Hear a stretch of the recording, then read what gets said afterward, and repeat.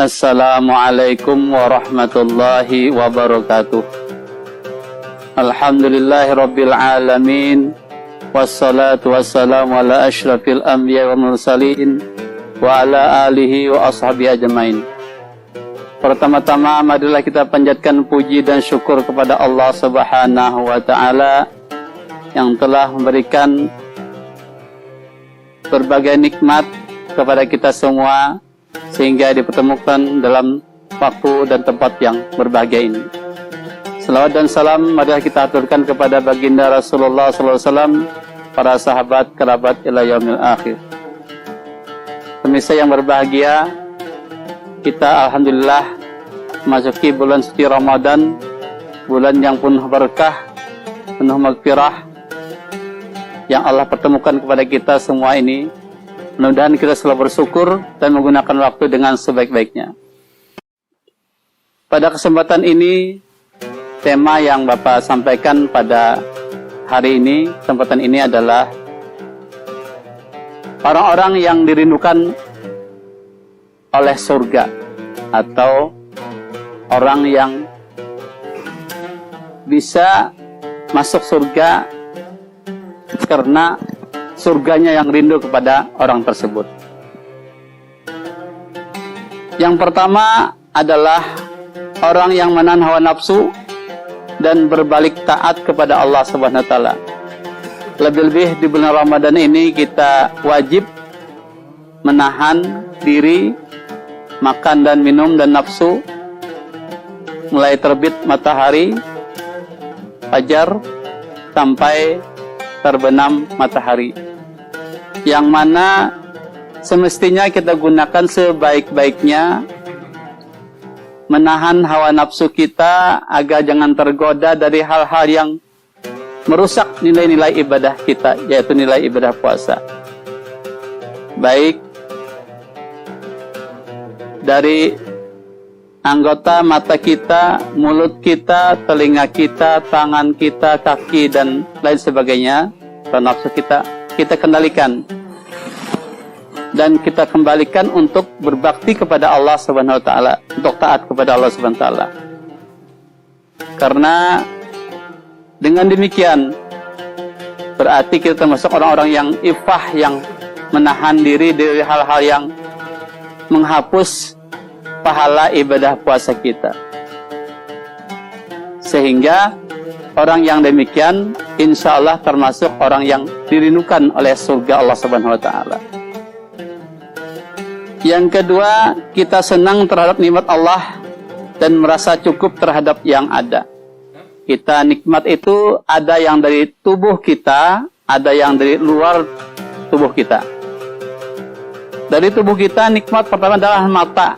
Mata kita, alhamdulillah mata kita bisa melihat, bisa memandang alam yang penuh indah ini, memandang majhar Allah atau bentuk bukti adanya Allah SWT, baik alam, pemandangan hutan, bulan, bintang, lain sebagainya. Itu bentuk wujud adanya Allah SWT.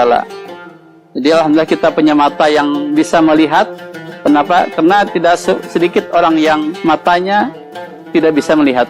Kita alhamdulillah mata kita bisa melihat. Nikmat yang lain adalah telinga. Telinga kita masih bisa mendengar. Marilah kita dengarkan kalimat-kalimat thayyibah, kalimat-kalimat yang baik. Misalnya kita mendengarkan alunan ayat suci Al-Quran, alunan salawat kepada baginda Rasulullah, dan lain sebagainya. Kita gunakan telinga ini dengan sebaik-baiknya, senang.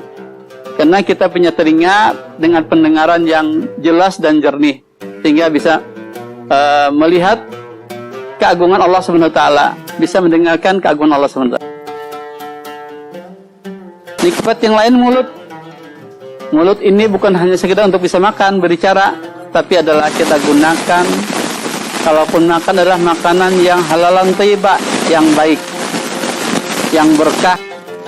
Jangan sampai kita makan hal-hal yang diharamkan, yang syubhat maupun yang haram.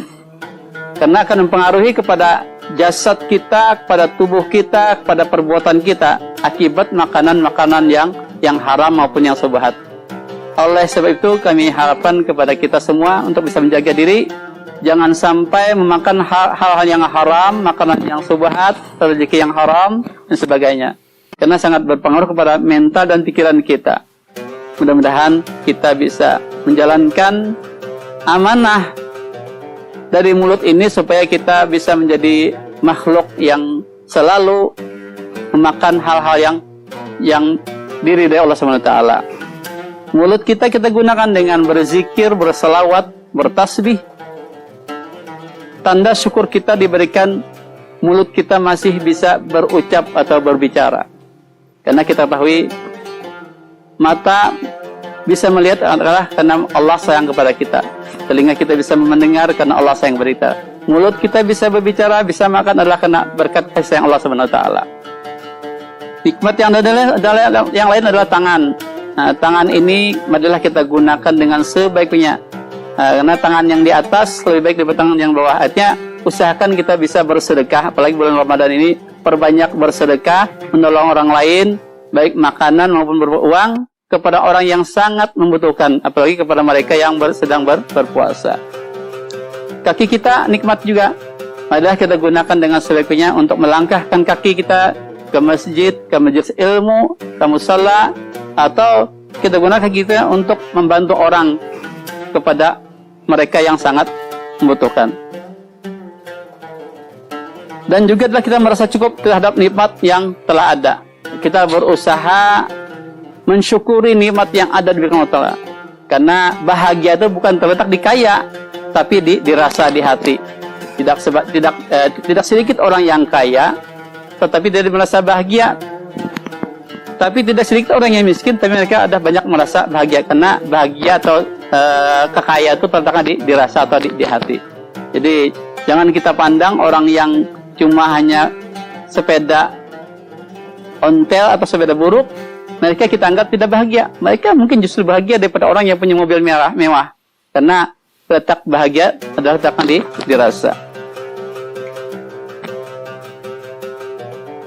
Yang ketiga adalah orang yang dirindukan surga adalah orang yang sayang terhadap waktu yang berlalu kalau tidak digunakan untuk ibadah.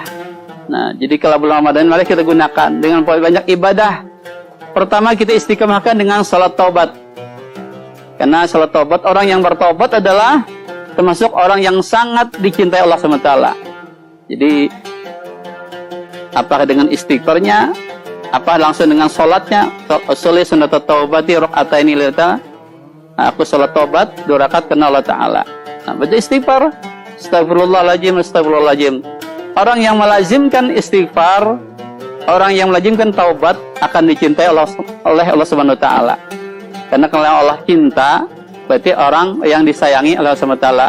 Apapun yang kita inginkan akan dikabulkan oleh Allah Subhanahu wa taala, karena kita termasuk orang-orang yang dicintai oleh Allah Subhanahu wa taala. Setelah kita bisa melazimkan salat taubat, bisa dengan salat hajat, salat tahajud, salat duha, salat witir, baca Al-Quran dan sebagainya. Terus kita tingkatkan ibadah kita dalam menggunakan waktu bulan Ramadan yang penuh berkah ini, agar kelak kita menjadi orang yang mutakin, orang yang bertakwa. Karena salah satu syarat untuk masuk surga adalah orang yang bertakwa. Mudah-mudahan kita termasuk orang yang bertakwa, yang menjadi syarat bisa masuk ke dalam surga. Yang keempat adalah mereka selalu mempunyai teman orang-orang yang soleh dan solehah. Kalau yang laki-laki, temannya adalah laki-laki yang soleh. Kalau perempuan, temannya adalah wanita yang solehah. Nah, karena semua mereka adalah menggerakkan hatinya untuk kepada hal-hal yang baik. Tetapi kalau temannya tidak soleh, tidak solehah, otomatis pikirannya, gerak-geriknya adalah mengarah kepada yang maksiat, yang justru menjerumuskan kita ke dalam neraka. Tapi kalau teman kita yang soleh, solehah, insya Allah akan membawa dan mengarahkan diri kita untuk bisa masuk ke dalam surga. Yang terakhir adalah orang yang dirindukan surga adalah mereka banyak berdoa, mohon kepada Allah SWT, semoga ketika meninggal dunia, akhir hayat kita, mati atau meninggal dalam keadaan husnul khotimah. Ya Allah biha, ya Allah biha, ya Allah biha husnul khotimah. Karena derajat yang tertinggi adalah orang ketika meninggal dunia mampu mengucapkan asyhadu la ilaha illallah atau la ilaha illallah Muhammadur Rasulullah atau la ilaha illallah atau hu Allah. Dakhalul jannah. Orang yang bisa mengucapkan kalimah syahadat atau kalimah istighfar dan sebagainya, dakhalul jannah, dia akan dimasukkan ke dalam surganya Allah. Mudah-mudahan dengan penyampaian ini kita diberikan hidayah oleh Allah SWT, bisa menggunakan tubuh kita, nikmat kita, apapun yang diberikan oleh Allah SWT, baik yang dalam tubuh kita maupun yang dari luar. Di luar itu misalnya rezeki, kita gunakan dengan sebaik-baiknya. Rumah kita gunakan untuk ibadah, kendaraan untuk menuntut ilmu dan sebagainya. Apapun yang diberikan Allah, kita syukuri, kita nikmati, kita senangi. Tanda kita syukur kepada Allah, kita gunakan sebaik-baiknya. Jangan sampai kita melanggar dari ajaran Islam. Semoga kita semua digabungkan atau dikumpulkan kepada baginda Rasulullah SAW dalam surga berkat kita mengamalkan atau menjalankan apa yang kita dengarkan tadi. Demikian, mohon maaf atas segala kekurangannya. Wabillahi taufiq wal hidayah. Wassalamualaikum warahmatullahi wabarakatuh.